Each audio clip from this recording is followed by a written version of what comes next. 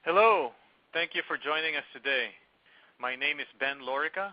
I am the Chief Data Scientist and Director of Content Strategy for Data at O'Reilly Media, and I will be your moderator and host for today's webcast. So most data scientists think of crowdsourcing as being useful for building training sets, right? So building data sets that are labeled. But beyond building training sets for machine learning, you can actually use crowdsourcing techniques to enhance the results of your models. In active learning, which is the subject of today's webcast, humans take care of the uncertain cases. Models handle the routine ones.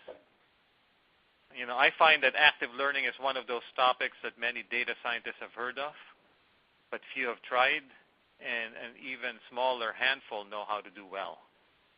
As data problems increase in complexity, I think active learning is a topic that many more data scientists need to familiarize themselves with.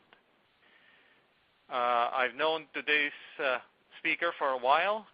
He is a data scientist himself, and he is also one of the pioneers in the use of crowdsourcing techniques for data science and machine learning.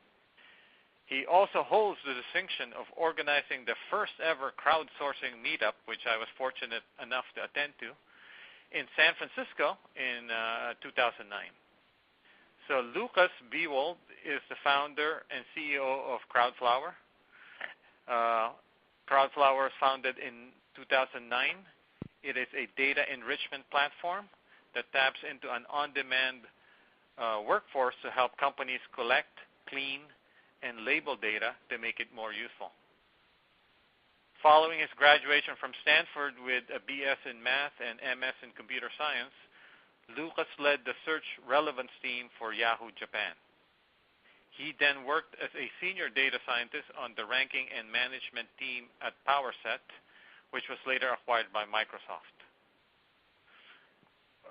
Lucas has won many awards, including one which he won in collaboration with Samasource that brought digital work to refugees worldwide. He is also an expert-level Go player. I will turn the program over to Lucas in a moment, but first, let me go over a few housekeeping things to help you get the most out of today's webcast. You'll want to open the group chat widget if you haven't already done so. This is where we'll interact with each other during the event and where you'll submit your questions for Lucas. Many of you have good insights and experiences to share, so we encourage you to chat freely during the event. However, if you have questions for Lucas, please preface them with a capital letter Q, so we'll know that it's for him, and we can make sure to see it for the Q&A. You can also open, move, and resize any of the other widgets. If you would like to tweet from the Twitter widget, you'll need to give it permission to access your account. Our hashtag today is StrataConf, all one word, and the Twitter widget will automatically append that to your tweet, so you don't have to. If you have any problems during the event, we encourage you to look at the help widget, which is very comprehensive. If you continue to have problems, post it in the chat room, and one of our staff will help you. For choppy audio or stalled visuals, try refreshing your window. So more importantly, we are recording today's webcast, and we will have the archive ready usually in 48 hours.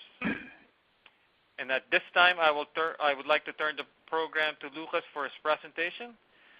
So please welcome Lucas Bewold. Thanks, Ben.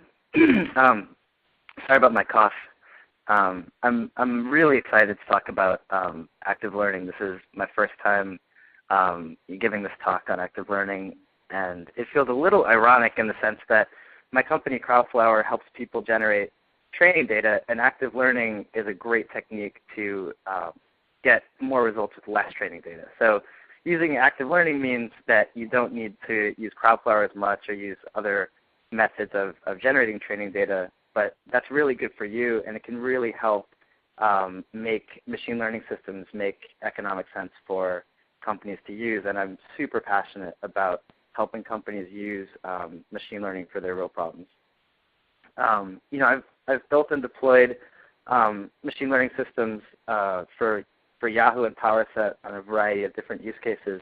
And at Cloudflower, I've watched lots and lots of our customers deploy different types of machine learning systems for a wide variety of applications. And so, I've gotten to see what happens when people try to take machine learning algorithms and use them for things that are important to them. And you can kind of see what techniques tend to work and tend to don't work. And I think active learning is one of those techniques that almost all of the most successful machine learning projects that I've seen actually use. And so, a lot of the results from theory about machine learning, actually kind of hard to deploy into production. They add complexity, and they give you maybe a 1 or 2% improvement, which often isn't really enough to justify the additional effort or to go in and really understand the theory to get it right. But active learning is a technique with a lot of theory behind it that really has huge effects in production and actually isn't that hard to deploy. It'll save you a lot of money. It'll get you a lot higher accuracy, and actually doesn't add any complexity to the model that you're running live. So your model will run just as fast and likely a lot better. And so I think this is a really useful thing.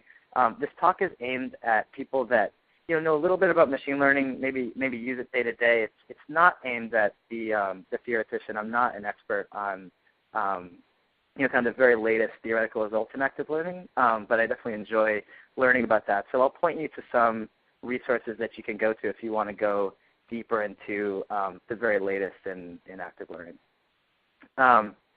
So why don't we get started? Active learning is basically the notion of picking carefully the training data that you get labeled. So typically when you build a machine learning system, you get some training data or collect some training data, and it uses that data to build a model. And active learning is the idea that if you're paying someone to generate those labeled results, you might carefully pick which unlabeled data you show that person to get labeled. And if you pick carefully, you might be able to get a better model with less labels. So active learning is useful in cases where there's lots of cheap unlabeled data, but actually getting the labels is expensive. And this is really common across lots of different applications, right? So if you're trying to build a handwriting classifier, well, there's lots of handwriting out there. It's easy to find lots and lots of examples of human handwriting, but there's not a lot of handwriting that's labeled with exactly what letter each written letter is. For image recognition, you can find millions and millions of images online available for free, but there's not lots of images that are carefully labeled with what's exactly in the image. If you look at sentiment analysis of tweets, well, we know there's billions of tweets out there, and a much smaller fraction of those tweets that have been labeled with if the sentiment is positive or negative about a topic. If you want to do topic detection of news articles, there's huge archives of news articles, but much smaller archives where the news articles have been labeled with their topic. And so, and especially in real-world use cases, you probably have your own custom problem, and so you're going to have to generate your training data from scratch. And so you actually have the chance to think about, okay, what's the best way to generate that data? And so I want to really ground this in a real-world use case that I imagined that might help you, Ben, which is to build a spam classifier for the O'Reilly blog. And so I know you guys use Discus, which is a great service that has a baked-in spam classifier. So this isn't necessarily a humongous problem for you. But imagine that you wanted to build a spam classifier, which is, we've all seen those comments on blogs that, that are spammy and link to sites to buy stuff. And we want to get rid of those, right? So, if we were going to build a spam classifier, the first thing we would do is label a lot of those blog comments with, is this spam or not? And you could do it yourself. You could hire a third party like Cloudflare to do it. But each label might cost you 10 cents or 50 cents. And what you what you would learn as you would build this classifier is it's almost like an unlimited need for labels, right? So it always benefits you to get more and more labels, right? So active learning would be a process by which you would pick from your spam comments that haven't been labeled yet. You try to pick in a smart way from what's called an oracle in the literature, or a human annotator, to find out exactly, is this comment spam or not spam, and then feed that back into your machine learning classifier. So a more theoretical way to look at it is the picture on the left that I have here. So here we have the empty circles are dots where we don't know what the color is. Is it red or green? And the dots that are red or green are ones that we've labeled. We've uncovered each of those dots, and we've figured out for these 6 dots, are they red or green? And then the question to think about is, say it costs us a significant amount of money to look underneath any of these dots and figure out if it's red or green. Which dot should we look at next? Which dot should we uncover, and which dot is likely to give us the best model? So in the spam classifier example, the question would be, which spam comment should we get labeled next to improve our model the most? And so before I get into how that works, I want to show you some evidence that this works well. So I pulled 2 graphs from the literature, but there's lots and lots of these graphs. We have tons of these graphs internally from work that we do at Crowdflower. Our customers generate these graphs, and it basically typically shows that active learning makes a pretty big impact. So this might be hard to see on your computer, but on the left side, we have a graph that's from a paper on word alignment from Chinese to English, so figuring out which Chinese words go with which English words. And the y-axis here is the accuracy, and the x-axis here is the number of labels. And the x-axis is actually on a log scale, so you can see it starts 1,000, 2,000, and then by the end it's going 100,000 to 200,000. And so one thing you see is that getting more and more labels seems to always help, right? So they got 200 or maybe 300,000 labels for this task, but it looks like from the shape of this curve that they actually would have gotten even better results if they had collected even more labels, but they stopped because collecting labels is expensive and hard. And the other thing you'll notice is, so the red line here, which is the highest line, is basically collecting those labels at random. And the green line is using a smart strategy to collect those labels. And so if you look at the line 20, right, so that's 20% error rate, you can see that the green line took about maybe 150,000 labels to get to 20% error, just under 20% error, maybe 18% error here. And the red line, it looks like it took about 300,000 labels to get to around 20% error. So what happened in this paper, and this is a typical result that you might see, is that by using active learning, they were basically able to get the same accuracy that would normally take 300,000 labels for 150,000 labels. Now, if each label costs you $1, essentially they got a model that works as well as a $300,000 model for $150,000, right? So that's a pretty big, pretty significant improvement. And in some cases, for example, in medical applications, these labels can be really, really expensive, right? It could be thousands of dollars to collect each label. And so that's one field where active learning can be crucially important to make models really viable economically. On the right, you see a result from actually a really nice paper that I was looking at in researching this talk, which is a survey of the active learning literature. And so this shows another typical result that you might see based on a text classification of baseball versus hockey of articles. And again, you see, so for example, if you look at the accuracy, if you look at the 0.8 on the graph on the right, and you look over, the red line hits about 0.8 or 80% accuracy at about 20 labels, whereas the purple line, which is the not using active learning, takes about 40 labels to get to the same level of accuracy. And so you see again, it's basically doubling the efficiency of the label data collection. And you can also see, again, with this application as well, that at the end of the graph is still going up and to the right, which means that whether you're using active learning or not, there's still a demand for more and more labels. Right? These models look like they would clearly get better if they actually had more training data. And this is super common, right? I think anyone that works on machine learning knows that you have an almost insatiable desire for more and more training data. It's just expensive and hard to actually collect. So what are the strategies that you might use, right, to go from to double your efficiency? And there's a whole lot of papers that have been published on the best strategies to make the most efficient use of your annotators.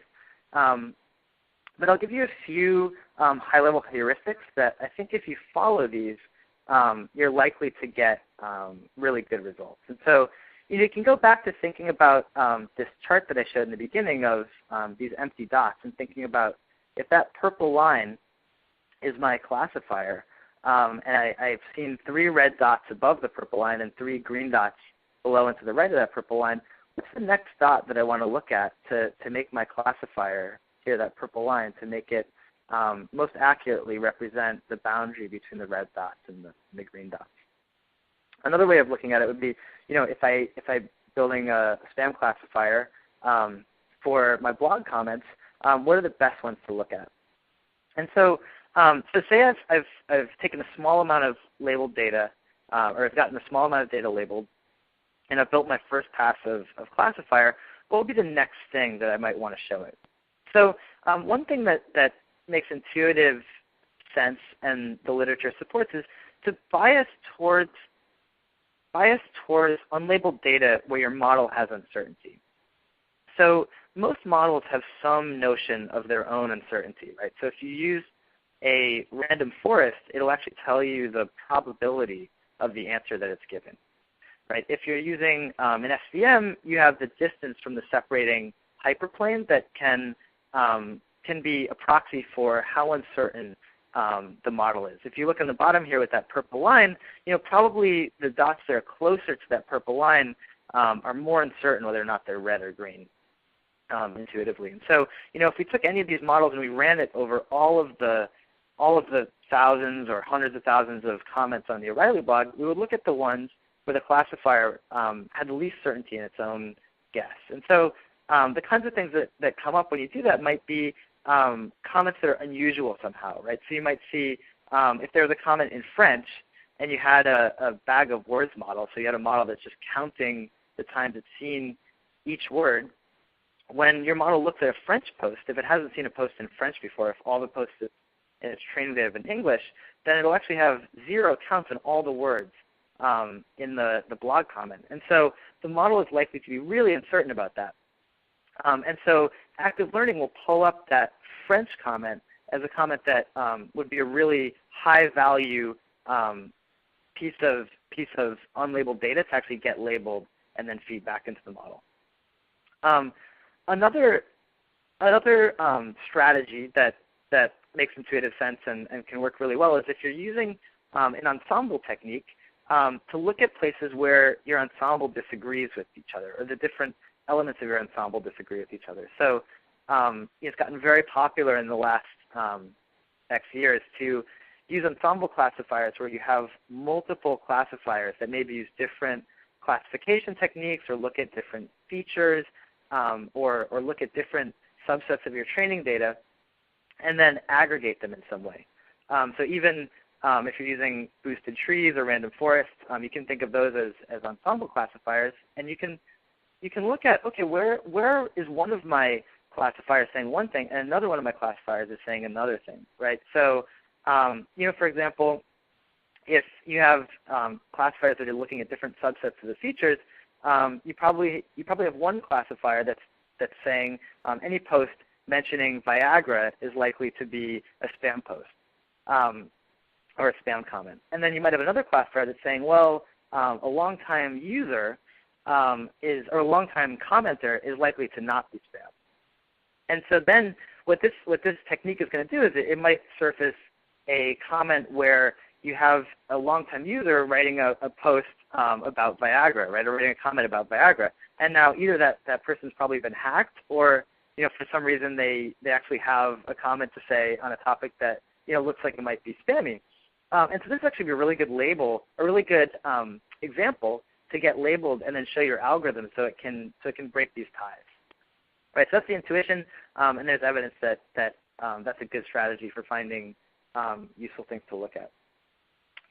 Another thing that the theory supports that can be useful is to look at labels where it's most likely to have the biggest influence on your classifier, right? So the ones that with the highest probability will come back with the biggest change, right? So if you're looking, so for example, in this bottom diagram here, if I look at one that's really really close to a red dot, it's most likely to also come back as another red dot, and so I actually don't learn that much from it. Or if I look at if I look at an example that's just like another example that I've seen, probably it's going to come back with the same label, so it's not that useful to show my classifier.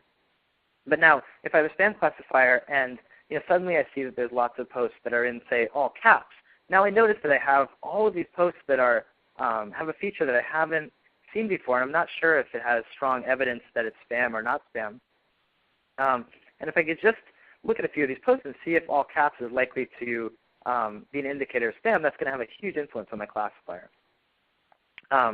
So that can be a really effective strategy. And there's a whole bunch more strategies you can find, but they're kind of all in this genre. But then there's one other important point that active learning strategies typically have to do, which is to make sure that it doesn't deeply bias against dense regions of the training data.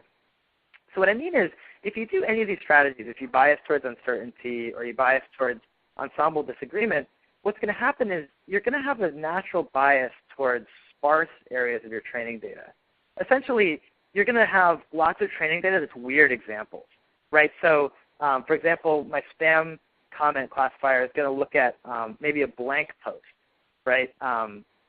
So blank post is going to come up because the classifier is going to be uncertain. The ensemble is likely to disagree with itself. It's likely to have some influence because you have no idea what that label is going to come back as. But do you really care that much about labeling blank posts as opposed to the more common posts?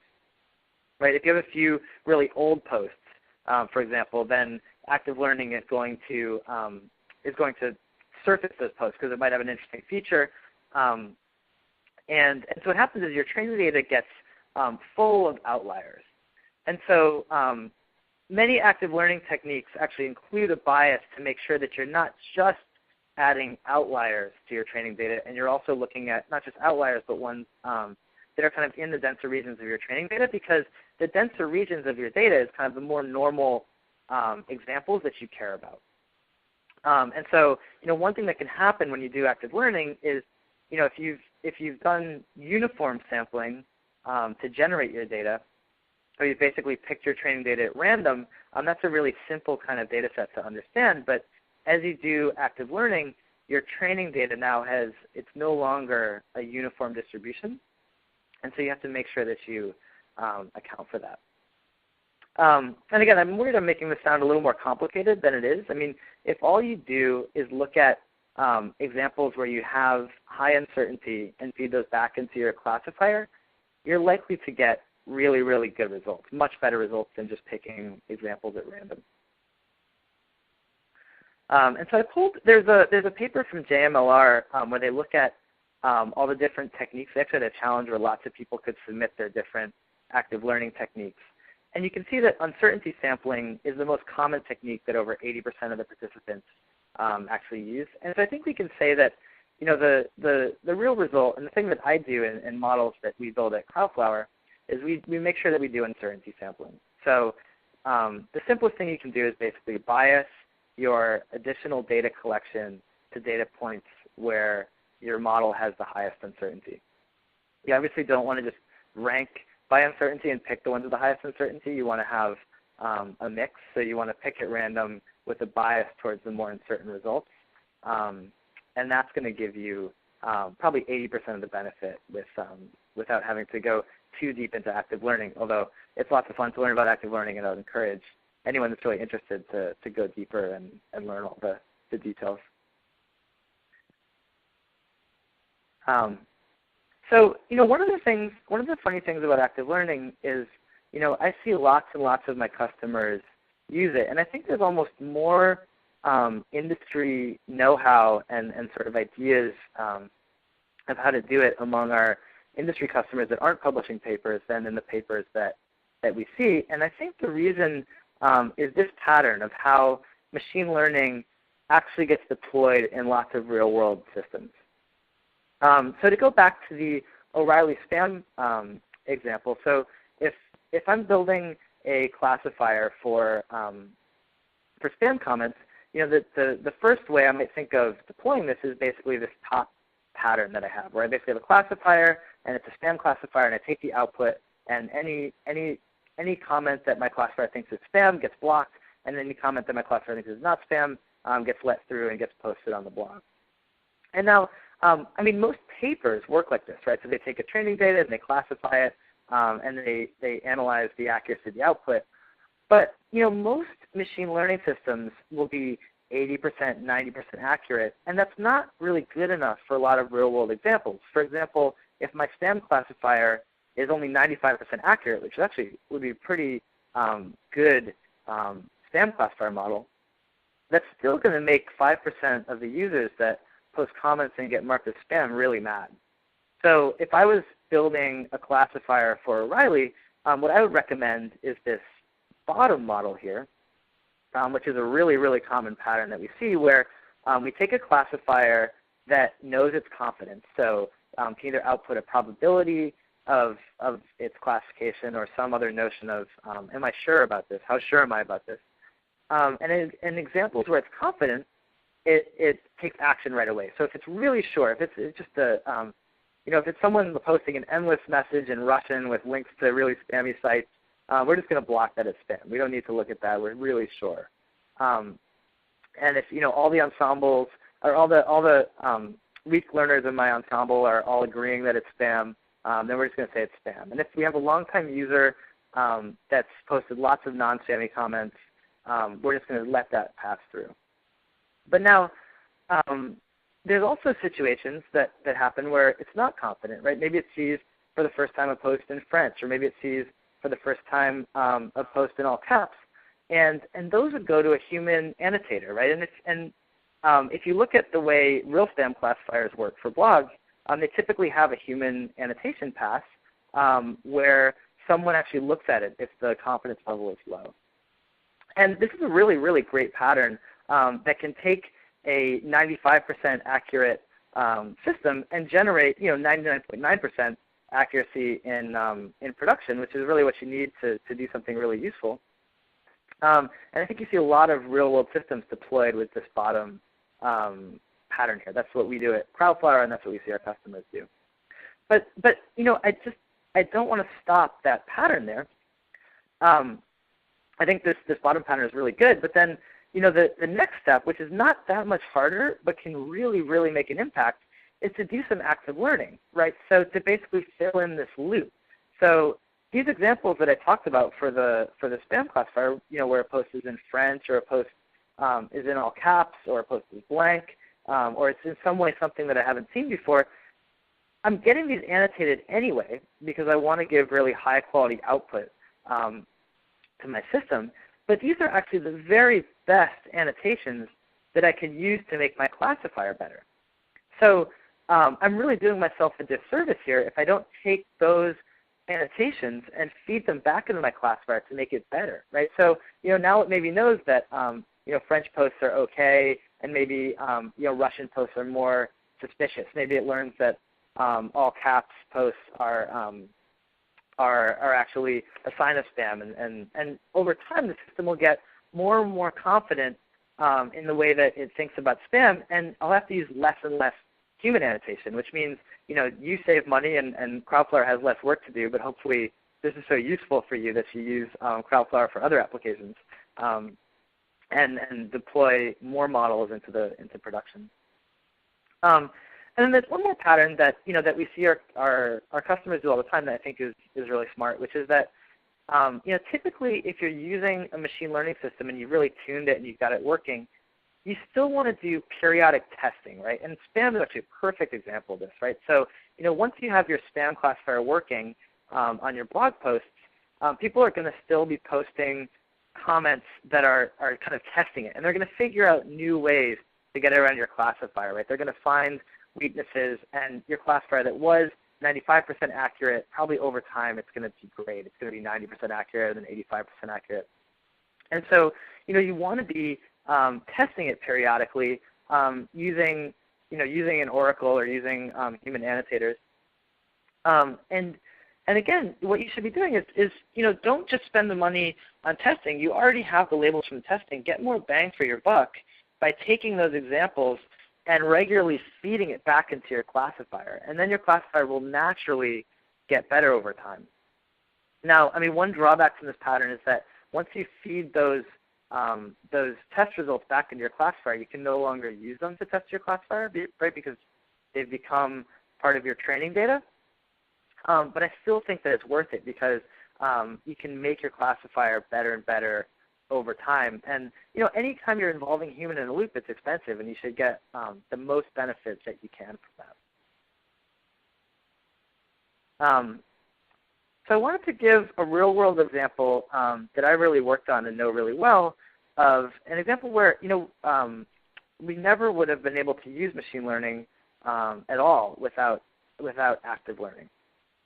And so this is my early days working on search. And the problem here is actually finding the best results for a query, right? So the classification that we're doing is we look at a query and we look at a document and we want to say, is this document relevant for this query or not?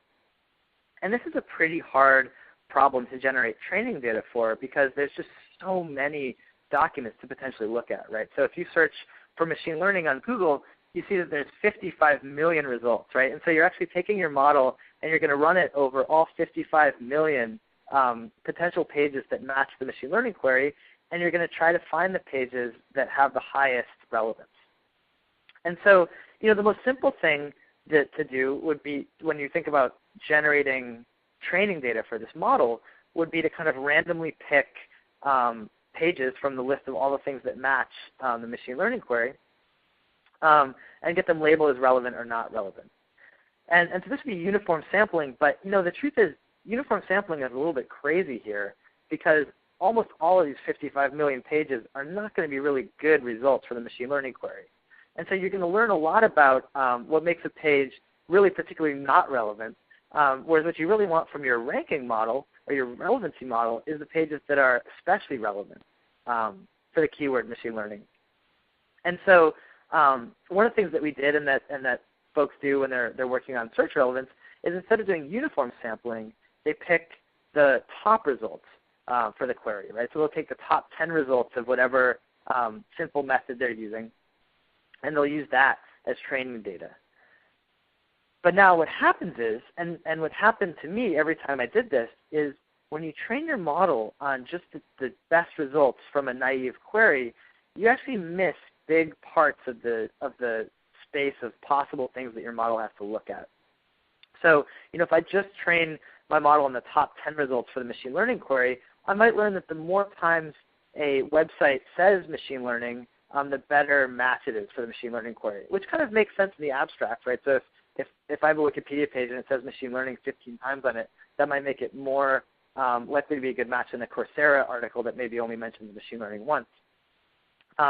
But when you take that model and you run it over all 55 million machine learning pages, you might find a page where someone has just typed in, maybe it's a computer-generated page that has machine learning typed in 1 million times, right? And so your model starts to pull up all of these wrong results. And so the first time we deployed our relevance model that was only trained on kind of the most relevant results, what we saw was that it was pulling up all kinds of terrible results. And we thought, wow, our model works really well on our test data. Why is it working so badly in production? And what we figured out was that there was just all these different things, that all these kind of strange edge cases that were kind of deep in the sort of dark web that we hadn't trained our model on. So what we did was we took all the new results that came up actually from our model that our model was thinking were good results, and we got those labeled. And we fed those results back into our model, and it actually made the model a lot better, right? And so it actually brought up much less kind of funny results from the deep parts of the web. And so then we actually did it again. And we repeated this process over and over, and the model got better and better to the point where its accuracy on the test data was the same as its accuracy in the real-world production. And so I think without this active learning step, we never would have been able to deploy machine learning models to do ranking. And so this is the type of amazing results that we see from smart active learning and smart selection of training data. I want to talk about another thing that I actually don't see. I couldn't find a paper that really talks directly about this. There's lots of papers that kind of talk around this. And if anyone knows a paper on this, I'd love to know about it. But this is something that I do and that a lot of my colleagues do, which is to basically, and it really, really helps, right? Which is basically, once you've built a model on some set of training data, look at your data that has the largest error. Right, and so the simple intuition here is I picked this regression model here as an outlier. So it's the simplest possible model you can have. It's a linear regression on these triangles, right? And there's one red triangle in the upper left. And so that's by far, if my model is predicting this red line, what's the most influential point in this data set? It's that red triangle in the upper left, right? And the error there on my model is humongous, right? And so, if I was going to look at any one of these triangles, I would definitely look at that red triangle and make sure that it's labeled correctly. Because if it is labeled correctly, then that's actually a really important point to have, because my model needs to know that there's outliers out there that it should be careful of, and it shouldn't overestimate its certainty. But if that triangle is actually an incorrect label, which happens all the time with human annotators, then I really should take that out, because it's badly influencing my model. And so one of the things that I really like to do every time I build a machine learning model is I look at the examples where the error is the highest on the data that was trained on. Not only are these the model, these are the points that are most influencing my model, but they're the points that are most likely to have annotator error. And typically when I take a human annotated data set and I look at the ones with the highest error, I'll find that out of 10, the top 10, maybe 8 or 9 of them are actually human error. And so you can take those out, and the ones that aren't human error is really important to leave in, because those are the ones that are really influencing your model. But you'll actually learn a lot from those ones where your model is struggling to get the right result, and maybe you should actually find more of those edge cases and feed them back into your model. So I was thinking of calling this active cleaning, right? Because you're kind of cleaning up the most important points in the data set that you already have. And we see a lot of our customers do this, and I really, really recommend it as a really simple way. It'll take you like 20 minutes, and it can make your model work a lot better. The other thing that I wanted to mention that I see some of our customers do, or they tell me they do and they feel bad about, but actually seems to really work well, is to look at the output of the classifier and think about where it's making mistakes or what you want it to do, and actually actively search for edge cases to show the classifier. So what I mean by this is, say I built a spam classifier for O'Reilly's comments, and say that I noticed that the classifier is actually learning through a lot of examples where someone is ranting in all caps. I might have an intuition that, hey, I wish this model would kind of put more weight on comments that are in all caps, and learn that that's actually a sign that the comment is probably bad. If I'm actually looking at the results and seeing that those are bad, one thing I can do is actually get some of those labeled and feed them into the classifier, and that'll influence it immediately to stop labeling all of the all caps posts as okay.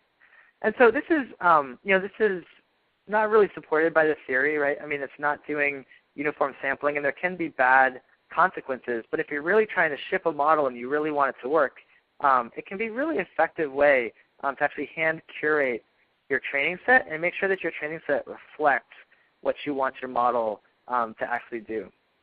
And so I don't have a really good theoretical framework for thinking about this, but we see enough of our customers do it, and I hear enough that this actually really helps people, that I think this is just something to be aware of and something to think about doing. It's not exactly active learning, but it's being really intentional and smart about the way that you generate your training set. And I think that the more people look at the data that they're actually putting into their model, the more likely the model is to work effectively for them.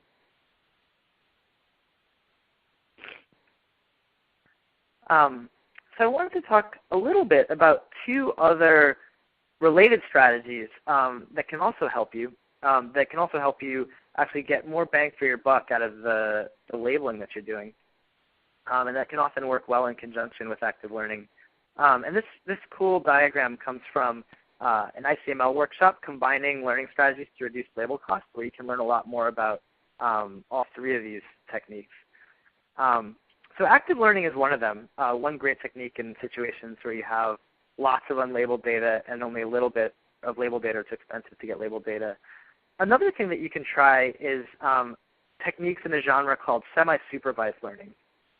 So this is actually where you don't label all your unlabeled data, but you use your model to actually look at the unlabeled data to make it better, right? So given certain assumptions, or given certain kind of structure of the unlabeled data, your model can actually improve with techniques where it just uses the unlabeled data. So this is essentially a free lunch here if it works, right? So the unlabeled data is typically free or really cheap to collect. CPU cycles users are really cheap. It's the labeling that's expensive. So semi-supervised techniques are a good thing to look at. One common approach that there's a lot of literature on is something called self-training, where the model will actually generate labels for the unlabeled data, sometimes exact labels, sometimes probabilistically, and then use the labels that it itself has generated on the unlabeled data and feed it back into itself and learn on the results that it's actually collected. And this can sometimes work. It can sometimes backfire. But it's worth a shot because it's cheap to do, and if it helps your model, that's great.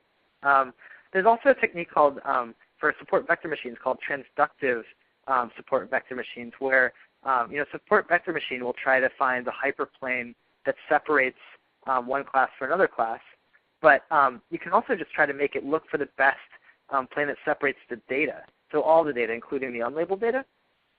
And that can be, there's some results that show that can be an effective strategy. So there's lots of work on this, and that would be a whole different talk.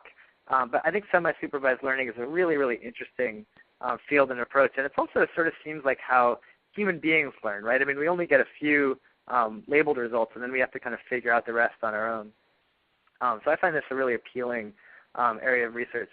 And then there's something that I've worked a lot on myself and is pretty advanced. I don't see tons of people using it in production, but I think they should, which is multitask learning. So this is taking training data that's generated on a slightly different task and applying it to something else, right? So for example, if I'm trying to classify spam comments for the O'Reilly blog, and I have a friend over at the New York Times that's labeled tons of comments on the New York Times as spam or not spam, I might be able to use those labels because there's so many more of them to make my O'Reilly spam classifier actually work better. Now the structure of spam on the New York Times blog is probably related but different to the spam that I'm seeing on the O'Reilly blog. So I probably want to take the direct training data, the examples that I see in my actual use case. I probably want to weight those higher, or maybe build an ensemble where I kind of weight some of the classifiers that are only trained on the O'Reilly blog examples higher. There's lots of different ways to do this, and I think it really depends on the use case. Other areas where this is really important is, say I want to build a Spanish language topic detection system. Well, there's probably lots and lots of English data that finds topics of news articles for English news articles, but there might be less Spanish data sets for topic detection, and so I might be able to use some of the English results to help me with my Spanish topic detection algorithm. And then the final case is personalization, which is, I think, a direction that lots of companies are going in, right? So, if I think about like email spam, what I consider an email spam and what my mother considers email spam is actually somewhat different. And so, if I can take the small amount of data that I've labeled as spam versus not spam, and use that along with the giant amount of data that Google Mail or Yahoo Mail has collected on what they think is spam versus not spam, I might be able to make a system that's really personalized and excellent and unique for each individual user. So I think of these three techniques, I think active learning is the easiest one to deploy. It's the one that we see the most in production, and the one that's like most applicable for any case where you have lots of unlabeled data and not much, or labeled data is expensive. But I think semi-supervised learning and multitask learning are actually also really interesting and something that people should look into and could potentially be very useful for real-world applications. And then finally, I want to acknowledge there's lots and lots of literature on this, and it's super accessible. There's some great videos that go into more of this theory of active learning by industry experts. There's software you can download and play with. There's lots of workshops that have lots and lots of different approaches and comparisons of the different approaches. And one awesome page that links to all this is actually active-learning.net. And I was definitely poking around there and kind of got spent way too much time over the last couple of days learning more than I ever wanted to on active learning. And so I would really encourage anyone that's interested in this to check that out and learn from the experts on the very latest on active learning. But I just want to make sure that people don't get daunted by the theory and just do the simple thing, which is be really careful and thoughtful about the training data that you show your model, because it's one of the most important things, if not the most important thing, to making your model work well. And also just do the very simple thing where if you're trying to add labels to your training data, pick the labels where your model is uncertain, right? Because you might be actually already passively collecting those labels. And so if you just do those simple things, you can get 80% of the benefit, and you can actually have a really, really significant benefit. I mean, I think it's typical to be able to get the same results with half the training data or less, which is basically half the money if you're having to pay for your own labeled data sets. So Ben, are there questions or? Yes. Yeah. So first off, great talk. A few questions, actually. So first off, you had that Venn diagram towards the end there: active learning, semi-supervised, and I think transfer learning. What are there? Do you know of people who use all three, and what's the and how do they decide which?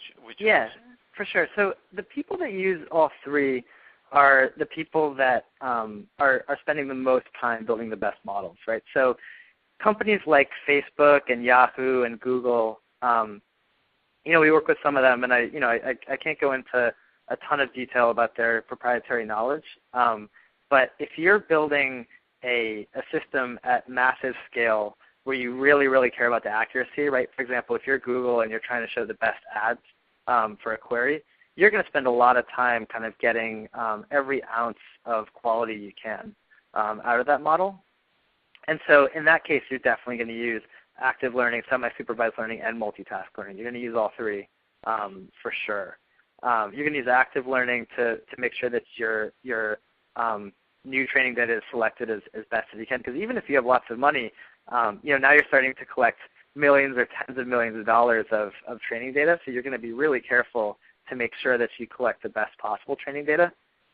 You're also going to have access to tons of computers, and you're going to want tons and tons of. I mean, your Google has the whole web as unlabeled data, and so they use that in all kinds of clever ways to improve their models. And then multitask learning, I think, is especially important for companies that care a lot about handling multiple languages. So every language is really different, and it can be really hard to support unusual language as well. But you'll get the most bang for your buck if you can get a little bit of training data in that language and then leverage the fact that you have tons of training data in English. And so I think real experts on machine learning that are really trying to deploy truly the best possible model at massive scale will use active learning, semi-supervised learning, and multitask learning. So you kind of introduced this notion of active cleaning. So there's a question around active cleaning. First off, maybe review what you meant by active cleaning. And particularly, I think people are asking, is active cleaning really just boosting? So active cleaning is definitely different than boosting. So what I mean, I think one of the things that, one of the simplest things that people can do to improve their models is not to get more training data, but just to clean up their existing training data.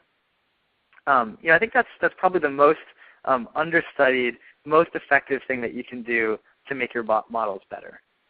And the reason is that a few incorrect labels in your training data can really have an outsized effect, right? Because they often become outliers, right? So in that regression that I showed, you can see that one funny outlier can have a really outsized influence on your model, right? So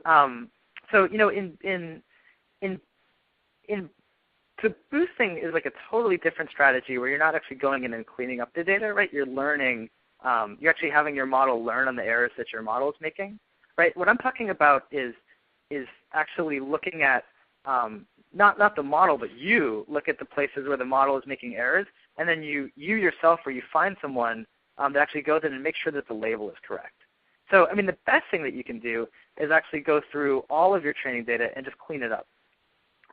We've at Crowdflower, we've actually gone through a lot of the publicly available data sets and used our workforce to clean them up, and we find lots of errors, right? Anytime there's human beings generating labels, they're going to make some errors. And so I recognize that for most people, it's too expensive to look at every single piece of training data you have and check it for errors. Although you may want to. I mean, that's not actually a bad thing to do if you want to get the best possible model. But the simple thing, this sort of like 80-20 strategy here, is just look at the cases where your model is making the largest error, and just check that the label's right. And if the label's right, then leave it in. But if the label's wrong, then you should definitely relabel it. Those are the most important examples to make sure that your labels are correct. So you had kind of great checklist there for strategies for improving your efficiency. I think you said one of the most important things you can do is bias towards uncertainty. And then also you talked about, bias towards denser regions of your training data. So someone was pointing out, and I think actually it's a good observation, that latter one, the bias towards denser regions of your training data, is similar to something in Monte Carlo, right? So importance sampling. Yes, that's a good point. Yeah. But so you, still in your checklist, you said the most important thing, 80% of the benefit comes from that biasing towards uncertainty, right? So, my question is that particular paper you showed, does that cut across different types of data and domains, or is that particular? So that particular paper only good for text and not for images. You know what I mean? So.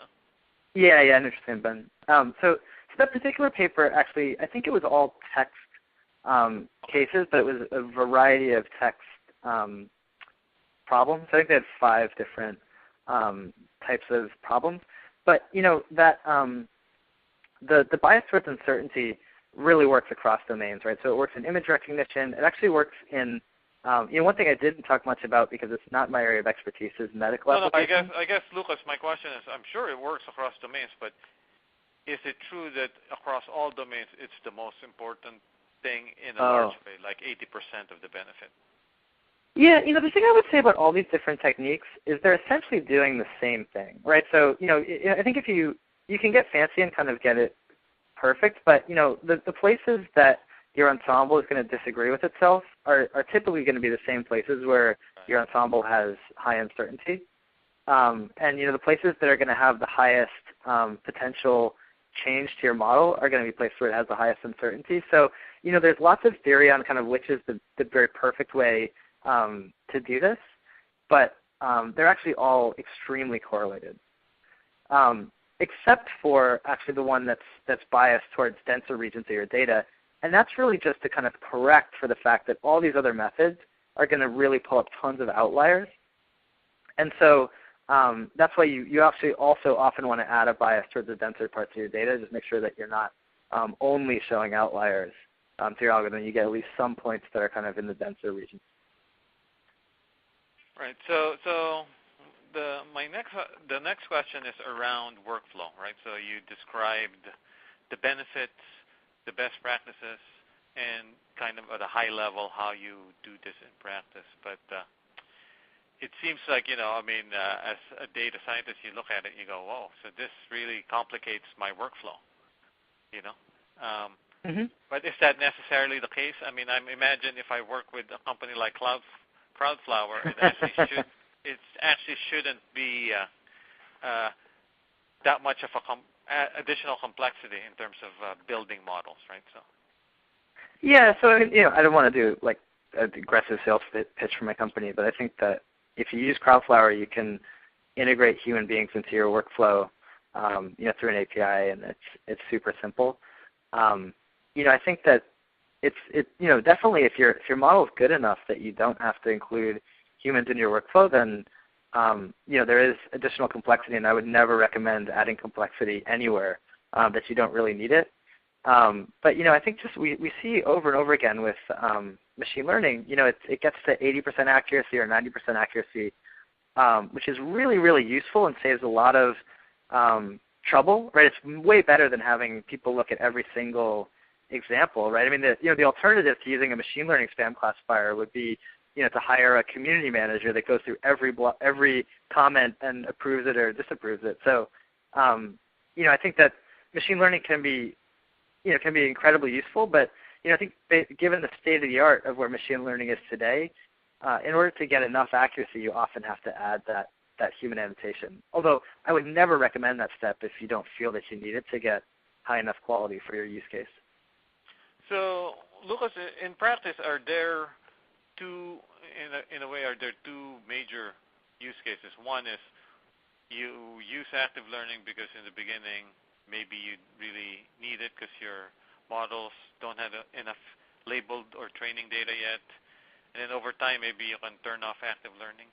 And then the other use case is, no, you have to always use active learning because you just need to be correct, right? So the whole maybe porn versus not porn for certain social networks, right? So. Sure. Yeah. I think that's right. I think though that I would recommend if you have a model in production, you should always be looking at, is it still accurate? Is it still working? And active learning is a great way to make sure that it stays accurate, right? So if you took a spam classifier or porn classifier, anything from a few years ago, it probably wouldn't work as well today as it would have worked a few years ago because the underlying distributions have changed, right? The type of spam that we see has changed. The types of tweets that we see has changed, right? New slang and new ways of communicating will actually really degrade the quality of your model. And I think it's one of these things that it's not that hard, and it'll make your model so much more robust. I think it's a great best practice. So what about for real-time applications? Have you seen the use of active learning in applications where maybe you need a little more real-time, low latency kind of results? Yeah, absolutely. So we see it all the time in real-time applications. Typically a real-time application will be something where people really want the quality to stay high, and they want the minimum number of things to have to actually go to a human annotator.